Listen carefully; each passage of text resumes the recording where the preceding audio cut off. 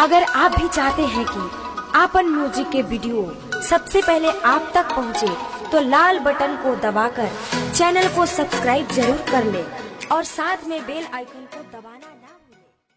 Presented by Offer music.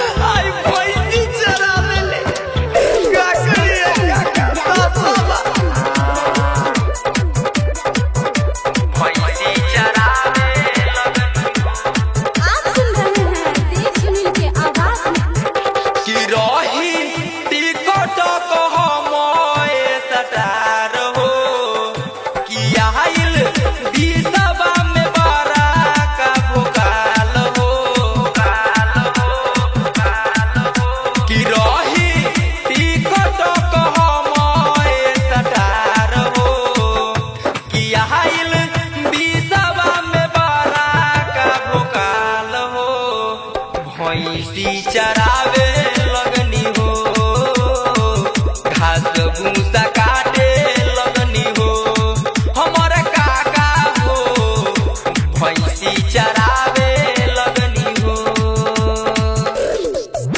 अरे ये छोरा, अरे तुम्हें ना टिकटॉक स्टार वाले रे, तीसरे में तू कथी करता है?